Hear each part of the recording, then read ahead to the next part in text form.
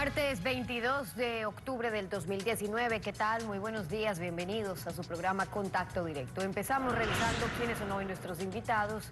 Nos acompañará Monseñor Luis Cabrera, el vicepresidente de la Conferencia Episcopal Ecuatoriana y mediador en el diálogo entre el sector indígena y el gobierno. La mediación paró la medida de hecho que convulsionó al país. El primer resultado del diálogo es la derogatoria a la supresión del subsidio a las gasolinas y el diésel. Continúa un diálogo para focalizar el subsidio. También hablaremos del veto presidencial a las reformas al COIP y la despenalización del aborto. Además, hoy estará en nuestros estudios Juan Sebastián Roldán, el secretario particular de la Presidencia de la República. Las medidas para el crecimiento económico del país, cómo se reparte la factura de la crisis económica, las reformas institucionales para asegurar la dolarización, para buscar equilibrio fiscal, lo analizamos. Y también nos acompañará Juan Cristóbal Lloret, asambleísta de la Revolución Ciudadana, la bancada correísta. En la grave conmoción interna, esta bancada pidió la destitución del presidente Moreno y elecciones anticipadas. Este extraño apoyo a la CONAIE, cuyas protestas criminalizó en los gobiernos de Rafael Correa. ¿Estuvo el correísmo vinculado en causar esta conmoción interna? Lo analizamos. El régimen venezolano de Nicolás Maduro confirma que hay un plan de la izquierda agrupada en el Foro de Sao Paulo, unida a organizaciones sociales para captar el poder en América Latina. Aunque niega que el vandalismo desatado en algunos países esté ligado a este proceso, el presidente Lenín Moreno se refirió hoy en duros términos a Maduro de la misma forma que lo hizo el mandatario venezolano. Puedo decir desde Venezuela. Este fin de semana el presidente de Venezuela se refirió a las estrategias políticas del Foro de Sao Paulo, justo al opinar sobre las movilizaciones en varios países de Latinoamérica, como Ecuador y Chile. Todas las metas que nos hemos propuesto en el Foro de Sao Paulo las estamos cumpliendo una por una. Y todavía lo que falta. No puedo decir más, porque ustedes saben que ahora me echan la culpa de todo a mí y a Venezuela. Que salieron los estudiantes, los trabajadores, los campesinos en Colombia a protestar masivamente, culpa de Maduro y de Venezuela. Que se alzó el pueblo de Ecuador contra el Fondo Monetario Internacional, dice el estúpido de Lenín Moreno, que fue que yo envié a 200 hombres allá. Ahora el pueblo de Chile se revela y se levanta, y también la derecha chilena dice que es culpa de Maduro. Y el alto dirigente chavista Diosdado Cabello va más allá. Asegura que el avance de los partidos de izquierda consolidará gobiernos también en países como Brasil y Colombia. Lo que está pasando en Argentina, lo que está pasando en Honduras, en Ecuador, es apenas la brisita. Lo que viene ahora es el huracán. Aguántese que es absolutamente imposible que Colombia se quede tal como está. Es absolutamente imposible que Brasil se quede como está. No hay forma. Eso va a reventar, esos países van a reventar porque tienen una sobredosis de neoliberalismo. Eso no lo aguanta nadie. Ante lo cual el presidente Lenín Moreno ha vuelto a poner en el régimen de Nicolás Maduro parte de la responsabilidad por los desmanes durante las protestas en el país. No dudo bajo ninguna circunstancia que para la agresividad, para el contratar bandas organizadas de criminales a los cuales se pedía que garroteen, que asalten, que quemen Quito, hubo dinero extraño. No nos debe asombrar la alegría de Cabello, la alegría del asno que gobierna Venezuela, la alegría de Correa. Definitivamente era porque las manos se habían metido acá. La declaración de autoridades venezolanas no ha generado aún reacción de otros gobiernos en Latinoamérica. La actualidad, los protagonistas, el análisis y la información. En Contacto Directo. ¿Qué tal, Alfredo? Buenos días, ¿cómo te va? Muy bien, Estefi, buenos días, buen día a todos. La guerrilla social que incendió la Contraloría y sus archivos y tomó la sede de la Asamblea fortaleció la movilización indígena por la falta de control de la fuerza pública y el regreso de los indígenas a sus comunidades, que era usual en el régimen de Correa, que criminalizó la protesta social, ahora solo fue posible por la mediación de la Conferencia Episcopal y de Naciones Unidas, que organizaron el diálogo con el gobierno que derogó la eliminación del subsidio a las gasolinas y el diésel. El diálogo continúa. Richard Martínez, ministro de Economía, señaló lo siguiente. Veamos. Durante los últimos días, el señor presidente de la República y distintos ministros de Estado han tenido reuniones con más de 60 organizaciones de la sociedad civil de distintas partes del país que han contribuido con sus ideas para garantizar que tanto la reforma laboral como la eliminación de los subsidios tenga un enfoque adecuado de gradualidad, tenga un enfoque de focalización que permita avanzar en el retiro de los mismos sin tener un impacto en la calidad de vida de los ecuatorianos. Por el lado de la reforma laboral, lo que preveemos es un diálogo no solamente con aquellas centrales sindicales, sino también con aquellas personas que hoy no tienen trabajo. Y lo que proponemos nosotros es que veamos hacia el futuro con modalidades que sean mucho más accesibles para el trabajador y para el empleador, para garantizar mayor empleabilidad. Luis Cabrera, vicepresidente de la Conferencia Episcopal. Buen día, bienvenido a Contacto Directo. Muchísimas gracias por esta gentil invitación para poder conversar sobre algunos temas que son de interés del país y de todos los sectores que están en este proceso de diálogo. Es costumbre en el Ecuador prometer todo para terminar medidas de hecho y también no cumplir lo que se promete cuando termina la medida de hecho. Pero se ha cumplido, ya se derogó el subsidio. ¿Cuándo termina el diálogo? ¿Qué busca ahora? Bueno, estamos en este proceso llamado de negociación en el que las partes han comprometido su voluntad para sentarse y encontrar una solución digna para todo el país. Como usted sabe, no siempre el diálogo es muy fluido, porque depende de una serie de circunstancias. De hecho, junto con la ONU, se ha ido indicando cuál sería el camino, la metodología, los temas que se deberían tratar, los interlocutores que deberían estar presentes en cada una de las reuniones.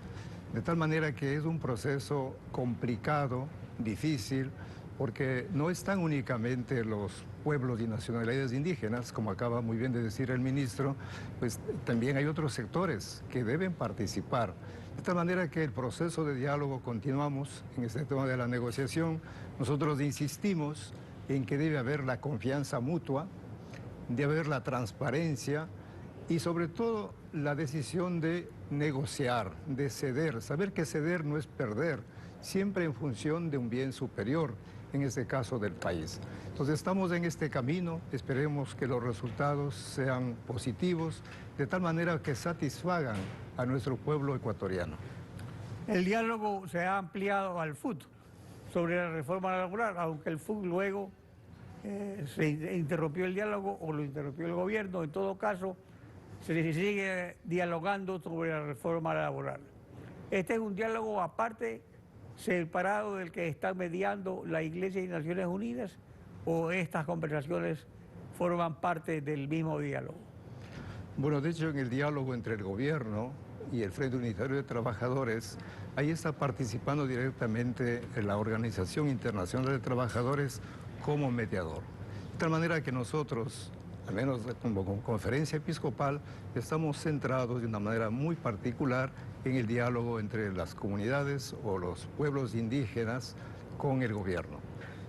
Y por supuesto, en el diálogo con otros sectores hay también nuevos mediadores que a partir de su experiencia, de su conocimiento, entiendo que van a facilitar enormemente este encuentro. Ahora, respecto a otro tema, respecto a despenalizar el aborto en la reforma al COIP, la Iglesia se pronunció públicamente en contra y el COIP no se reformó sobre el aborto, pero sus propugnadores han insistido en que el presidente vete esta omisión. El constitucionalista Rafael Ollarte emitió esta opinión sobre la consulta del presidente a la Corte Constitucional. En este caso del famoso tema del aborto por violación, el presidente de la República está expidiendo un veto por razones de inconstitucionalidad por una cosa bastante curiosa, más bien es una sacada de cuerpo. No te está diciendo de que encuentra él en el código, en las reformas al Código Integral Penal, una norma que sea inconstitucional. No te está diciendo eso. Lo que le está diciendo es, oiga, aquí tengo un problema.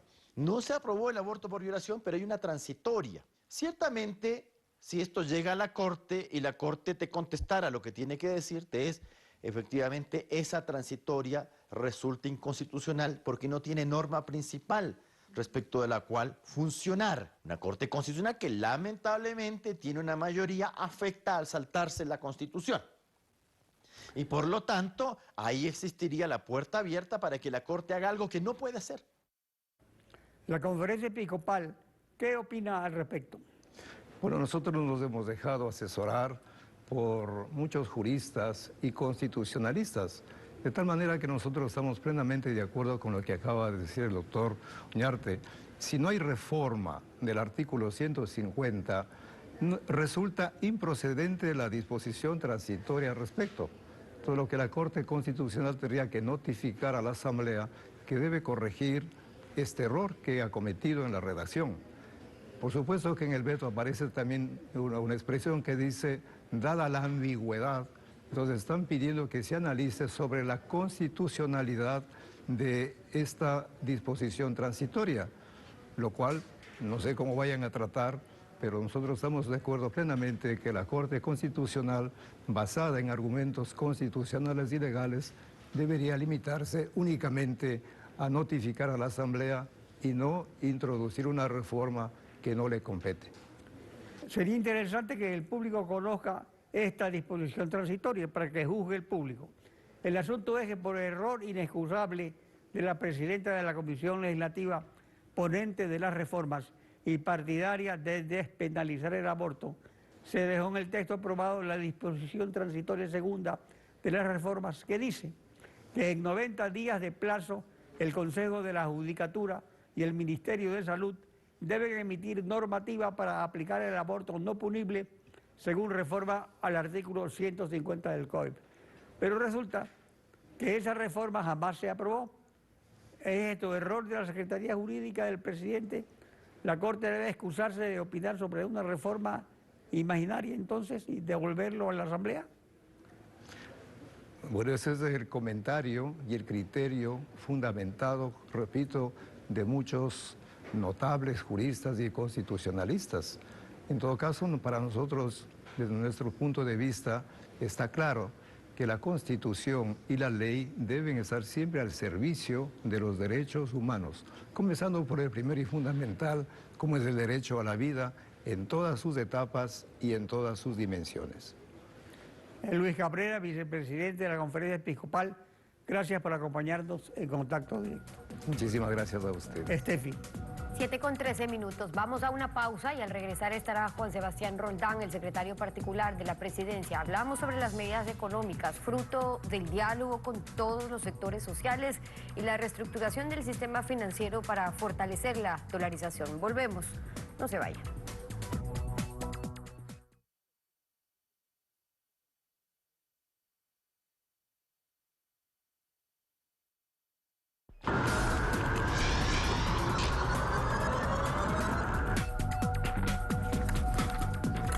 Juan Sebastián Roldán, secretario particular de la presidencia, bienvenido a Contacto Directo.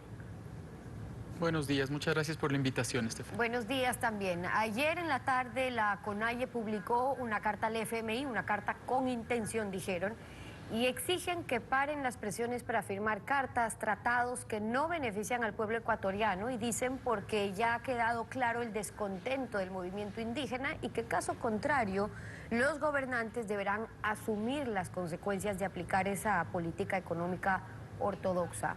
¿Dónde está el diálogo que supuestamente están teniendo si ya tienen otra vez un condicionamiento? Si siguen con el fondo, asuman las consecuencias. Estefanía, y nosotros como gobierno creemos en el diálogo como una posibilidad de ir mejorando las condiciones del país. Lo que nosotros hicimos hace 2 semanas es garantizar la paz del Ecuador. El presidente Moreno puso por delante la paz del país frente a una decisión económica responsable que era sanear las cuentas públicas, esas cuentas públicas que había dejado saqueado el gobierno anterior. Y hoy día lo que estamos haciendo es dialogando no solamente con organizaciones indígenas, que lo estamos haciendo, sino también con organizaciones campesinas, con organizaciones de la pequeña industria, con el CONGOPE, con la AME. Hemos tenido más de 75 organizaciones dialogando con nosotros para poder entender cómo focalizar los subsidios, cómo esos subsidios no afectan a las personas que menos tienen y más necesitan. Ahora, eso responde a un tema técnico, pero ¿qué pasa ante pedidos como los que ya están recibiendo, como por ejemplo que no tengan la relación que tienen con el Fondo Monetario Internacional o los condicionamientos, de hecho, que pone el Fondo Monetario Internacional? La CONAIE tiene todo el derecho de escribir cartas a quien crea necesario.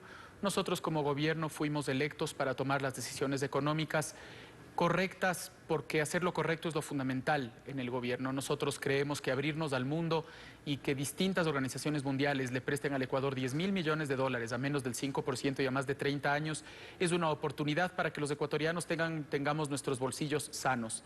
Lo que pasó en el pasado, lamentablemente, es que habían créditos, por ejemplo, con China, en los que nadie sabía cuál era el interés ni el tiempo de pago, y eso se acabó. Hoy día todo es público.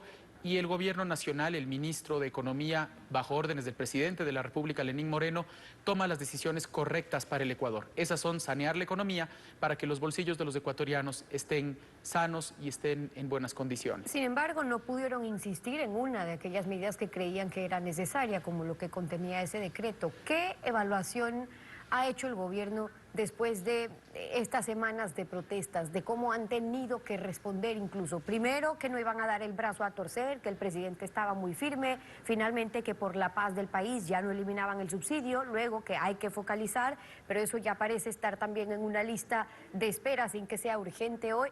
¿De verdad no sabían que algo como lo que ocurrió aquí podía pasar? ¿No se analizó lo suficiente la consecuencia de un decreto de ese tipo con otros intereses que estaban de por medio?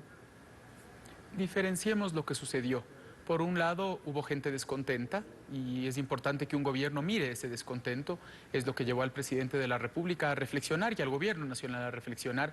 Por otro lado, hubo una organización política que se pronunció, que tiene el derecho de hacerlo en tanto y en cuanto eso sea pacífico, pero del otro lado hubo ya ciertas manifestaciones delincuenciales como saqueos, secuestros, toma de pozos petroleros, que hoy día están entregadas esas posiciones o esas declaraciones, además públicas, de algunas de esas personas a la justicia, porque hay que diferenciar los temas. Una cosa es tomar una posición económica correcta y una cosa distinta es que cuando se está tratando de atentar contra la paz de los ecuatorianos, un gobierno se quede inmóvil. Nosotros hemos sido claros, el Ministerio de Gobierno ha entregado todas las evidencias para que la justicia y la fiscalía actúen al respecto de, por ejemplo, la llamada ayer, nos extrañó por supuesto la llamada ayer de uno de los líderes de la CONAIE a crear un ejército, ese mismo líder que en los días anteriores había dicho que quería hacer una manifestación en paz.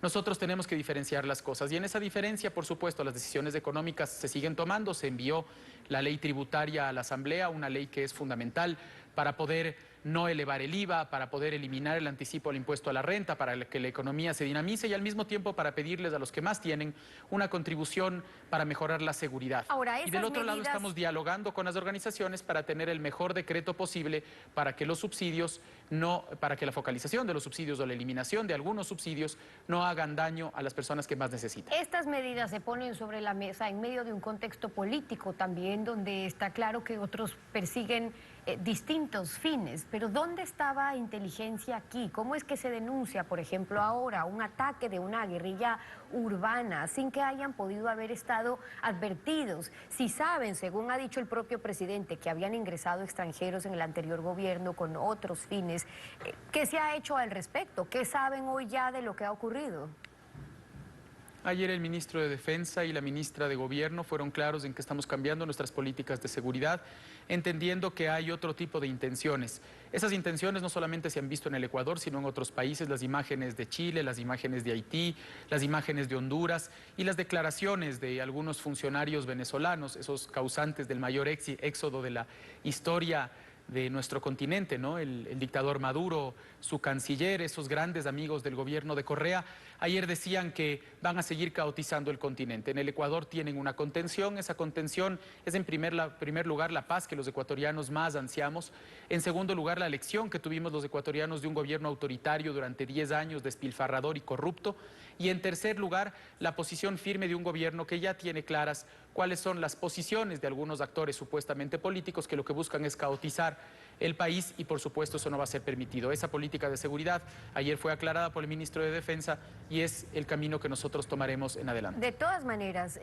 lo que sí se evidenció es que existiría una especie de debilidad en el sistema de inteligencia o la inteligencia militar, porque aquí se ha denunciado y desde hace algún tiempo que sí hay células que colaboran con las FARC. Circularon videos donde se veía aparentes entrenamientos de fuerzas de choque entrenados por militares, pero luego salieron a decir que solamente estaban haciendo ejercicio. Pero ¿se investigó algo de esto? ¿En realidad tienen información sobre ello? Porque si ustedes dicen, bueno, no es casualidad lo que está pasando en Cataluña, en Barcelona, el tipo de manifestación que se está dando en Chile, en Santiago, y lo que vivieron este fin de semana, con los aires que ya vemos del Foro de Sao Paulo y el resurgir de estas fuerzas a juicio de ellos, que nada tiene que ver con el vandalismo, pero tiene un propósito claro de acabar con la restauración conservadora, como ellos la llaman. Entonces, ¿qué hay de eso aquí? La ley y la Constitución lo que hacen es preservar la seguridad y el bienestar de los ecuatorianos. Nosotros como gobierno tenemos que asegurar que eso se cumpla. El convivir en paz es un derecho de todos los ciudadanos y una cosa son las organizaciones políticas que tienen un reclamo y que tienen derecho de hacerlo y una cosa distinta es el vandalismo, el secuestro, la extorsión, la toma de pozos petroleros. Por eso nosotros hemos entregado a la justicia en primer lugar todas las pruebas que hemos tenido al respecto para que los que sean responsables respondan. En segundo lugar, Stephanie, también es fundamental, durante estas 2 semanas hubo más de 1.200 personas detenidas. Estas personas fueron detenidas por un lado por contravenciones, por ejemplo, parar la vía pública, pero por otro lado también hay personas encarceladas por haber quemado la Contraloría, por haberse tomado los pozos petroleros.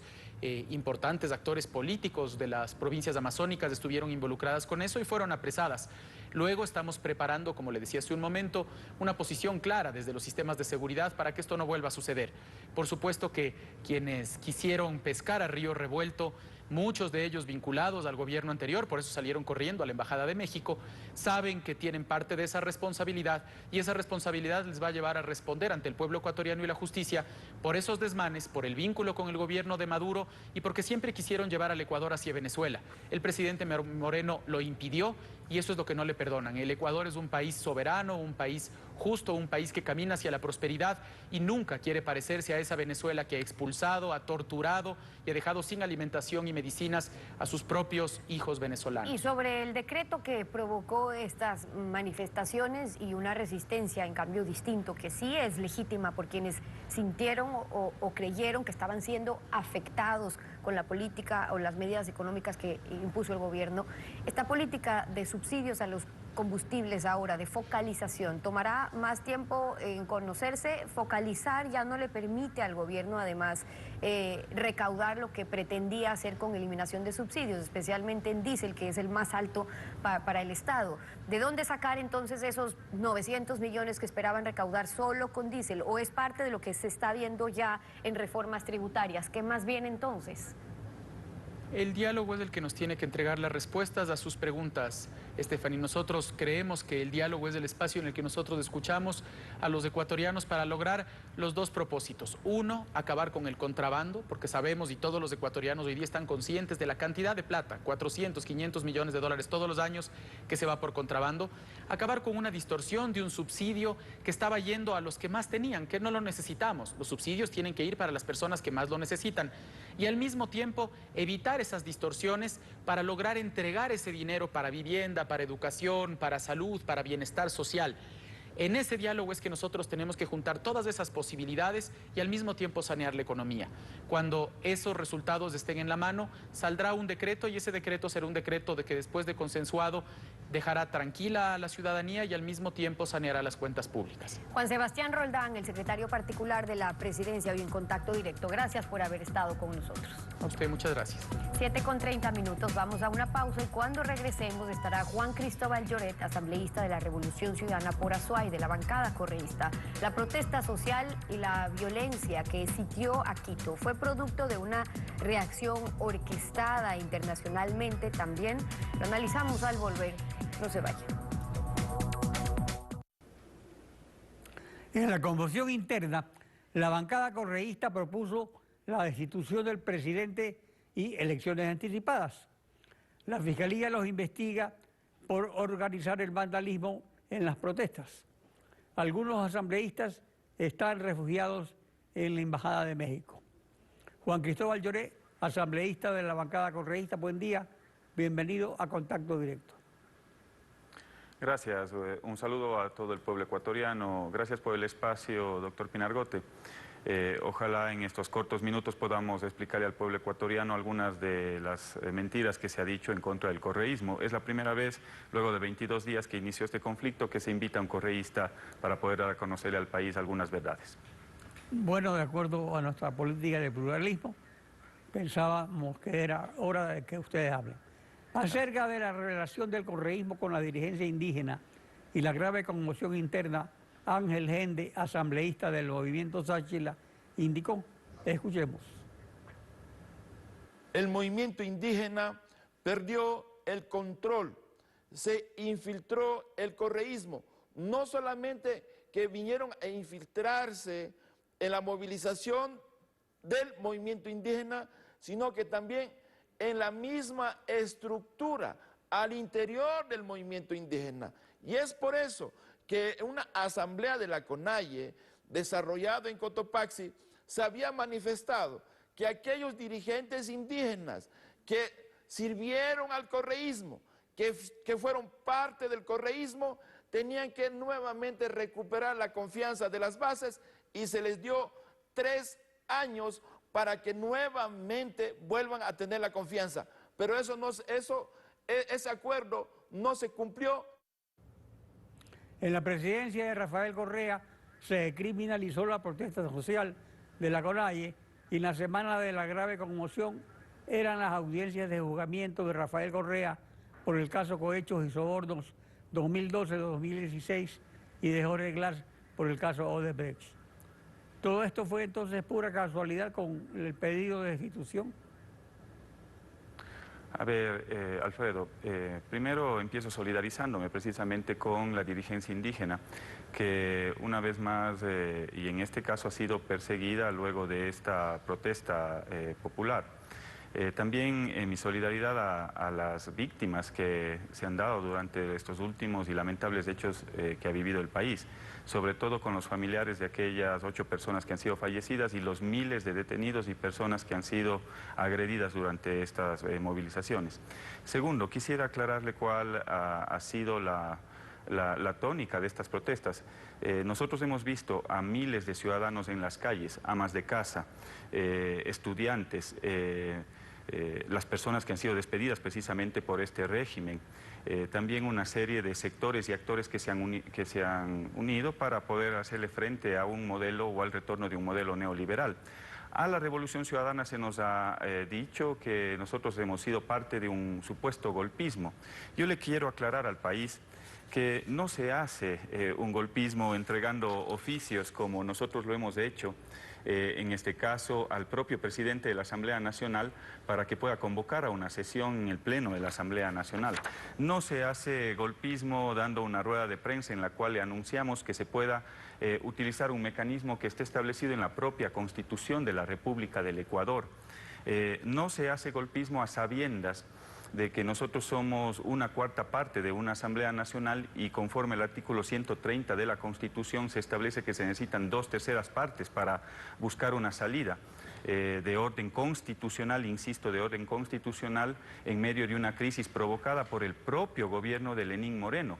Y cuando digo que es provocada por el propio gobierno de Lenín Moreno, yo le quiero dar algunos datos al pueblo ecuatoriano. Porque esta es una acumulación de un malestar y de una indignación que la lleva adentro el pueblo ecuatoriano durante más de 2 años. Y precisamente el 26 de diciembre del 2018 se dio un paquetazo, el paquetazo navideño al pueblo ecuatoriano, subiendo la gasolina extra y la gasolina super. El 28 de junio se aprueba una ley de fomento productivo que perdona 4.500 millones de dólares precisamente a los grandes sectores económicos. En enero se reducen los presupuestos de educación en 475 millones de dólares y el de salud en 197 millones de dólares, afectándole precisamente al pueblo ecuatoriano. En marzo se firma un acuerdo con el Fondo Monetario Internacional que nosotros lo denunciamos públicamente, que no había sido conocido ni socializado por los diferentes sectores. Hace un momento estuvo el señor Roldán aquí, que decía que vienen entablando una mesa de diálogo con alrededor de 80 organizaciones durante todo este tiempo. Bueno, pues el diálogo no ha funcionado, o evidentemente es un diálogo de sordos, porque aquí se implementa lo que dice el Fondo Monetario Internacional. Las medidas económicas son justas por las medidas que se han tomado en los últimos años, por esas medidas también fueron causadas por los delitos contra la administración del Estado, de que la Fiscalía está investigando al gobierno de Rafael Correa. ¿Por qué las apoyan entonces las protestas de esta manera si en definitiva son contra las medidas de Moreno y contra las medidas de Correa, que Moreno tomó esas medidas, digamos? Pues bueno, es una misma cosa. A ver, no, Moreno planteó un plan de trabajo al pueblo ecuatoriano. Ese plan de trabajo reposa en el Consejo Nacional Electoral y lo que planteaba es darle continuidad a un modelo económico. Eso no ha pasado en el Ecuador. Resulta que le engañaron al pueblo ecuatoriano cuando presentan un plan de trabajo y ejecutan otro totalmente distinto. Hay que decirle la verdad al país. Al país lo han engañado porque lo que se planteaba en un inicio era continuar con un modelo económico que buscaba, y en ningún momento, que buscaba, por supuesto, acortar las brechas sociales que existen en el Ecuador, y en ningún momento se planteó, por ejemplo, recurrir a otras instancias como el Fondo Monetario Internacional, como separarse de UNASUR y de una política integracionista. Eso hay que decirle la verdad al pueblo ecuatoriano.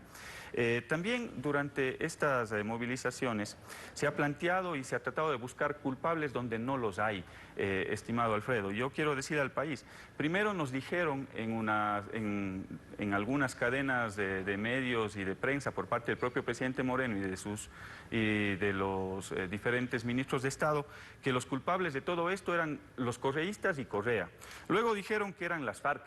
Luego dijeron que eran los transportistas, luego dijeron que eran los Latin Kings, luego dijeron que era Maduro, luego cambiaron el discurso y dijeron que eran los venezolanos, muchos de ellos que les habían detenido, luego dijeron que era Russia Today y por supuesto para cerrar el discurso y el framing comunicacional dijeron nuevamente que era Correa y los correístas, pero es evidente, yo le acabo de relatar con fechas y con datos quiénes han sido los principales causantes de esta crisis social, de esta crisis económica y de esta crisis política que está viviendo el Ecuador, y evidentemente es el presidente Moreno y todo su equipo de gobierno que no ha logrado... Tenemos que el 14 de julio se formó el Grupo de Puebla en México por los partidos y agrupaciones de izquierda de América Latina.